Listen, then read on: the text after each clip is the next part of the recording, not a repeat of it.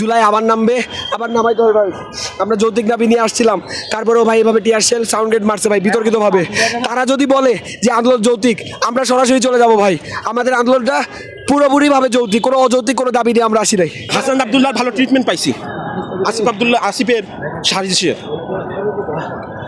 দর্শক, এখানে কিন্তু এক পর্যায়ে শ্বাস নেওয়া কষ্ট হয়ে যাচ্ছে এবং সবাই কিন্তু টিএসএলের যে গ্যাস, সেই গ্যাস কিন্তু নিরসন করছে আগুন দিয়ে। আপনারা দেখতে পাচ্ছেন যে পরিস্থিতি এক সবার মানে মুখে জ্বলছে এবং যেই নিঃশ্বাস নিতে কিন্তু এক পর্যায়ে কষ্ট হচ্ছে সবার।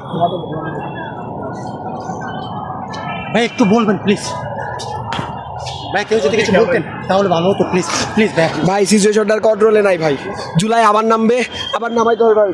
আমরা যৌতিক দাবি নিয়ে আসছিলাম, তারপরেও ভাই এভাবে টিয়ার শেল সাউন্ড গ্রেড মারছে ভাই বিতর্কিতভাবে। তারা যদি বলে যে আন্দোলন যৌতিক, আমরা সরাসরি চলে যাব ভাই। আমাদের আন্দোলনটা পুরোপুরিভাবে যৌতিক, কোনো অযৌতিক কোনো দাবি নিয়ে আমরা আসি নাই। পুলিশ কোনো উত্তেজনা ছাড়া ভাই পুলিশ কোনো উত্তেজনা ছাড়া প্রথমে সাউন্ড গ্রেনেড ছুটছে, এরপর টিয়ারশেল মারতেছে কোনো উত্তেজনা ছাড়া। মানে প্রথমে আমরা ব্যারিকেড ছাড়া, কোনো ব্যারিকেড ছিল না, আমরা সামনে চলে গেছি, তখন শালা কোনো উত্তেজনা ছাড়া প্রথমে সাউন্ড গ্রেনেড ছুটতেছে, টিয়ারশেল ছুটতেছে। আমরা কোনো কিছু করি নাই ভাই, কিছু নাই আমাদের কাছে, তাও মানে পুলিশ শান্তিপূর্ণভাবে অবস্থান করছিলাম, আমরা শান্তিপূর্ণভাবে সামনে গেছিলাম। সেটা এটা ওরা হচ্ছে নৈতিক সৃষ্টি করছে ওনারা, পুলিশরা। আমরা শান্তি আগাইছি, ইন্টারভিউ জব দিতে হবে। কিভাবে পায়ের মধ্যে টিয়ারশেল মারছে, আমার পায়ে আজকে আহত, এগুলো জবাব দিতে হবে, এদেরকে দিতে হবে।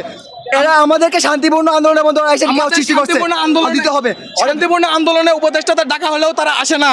আমরা যখন কাছে যাই, তাদের কাছে যাইতে চাই, তারা অথচ কোনো উত্তেজনা ছাড়া সাউন্ড গ্রেনেড ছুটতেছে,